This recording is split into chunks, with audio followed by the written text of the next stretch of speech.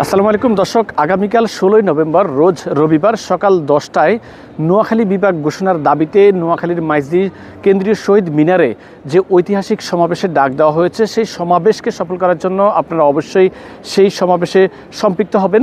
এবং এই নোয়াখালী বিভাগ কেন যৌক্তিক দাবি এবং দীর্ঘদিন থেকে যে আন্দোলনটা হচ্ছে, সেই আন্দোলনের পক্ষে আপনাদের যে মৌন সমর্থন এবং আপনারা যে আন্দোলন করে যাচ্ছেন, সেই আন্দোলনের ইনশাল্লাহ আমরা কিছুদিনের মধ্যেই সেই সফলতা বাস্তবায়নের রূপ দেখতে পাবো। এবং আমি এই মুহূর্তে যে জায়গাটিতে দাঁড়িয়ে আছে সেটি হচ্ছে কুমিল্লা জেলার মনোহরগঞ্জ উপজেলার বিপুলা শহর আহমদুল্লাহ উচ্চ বিদ্যালয়। এখানে এসে আমি যেটা দেখেছি, এই নোয়াখালী আর এই যে কুমিল্লার এই অংশটাতে আমি এসেছি, এখানে নোয়াখালীর যে পুরোপুরি যে নোয়াখালী অঞ্চলের মানুষের যে যোগাযোগ, নোয়াখালী মানুষের যে সংস্কৃতি, ভাষা, সব কিছু আমি এখানে কুমিল্লার কোনো কিছু অনুভব করিনি। আমি অনুভব করেছি নোয়াখালীর সব কিছু এখানে রয়েছে।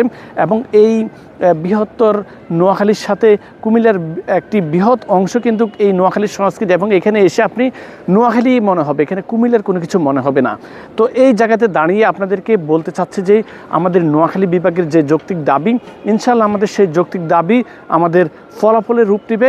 এবং আগামীকাল 16ই নভেম্বর রোজ রবিবার সকাল 10টায় নোয়াখালী কেন্দ্রীয় শহীদ মিনার চত্বরে অবশ্যই আপনারা চলে আসবেন।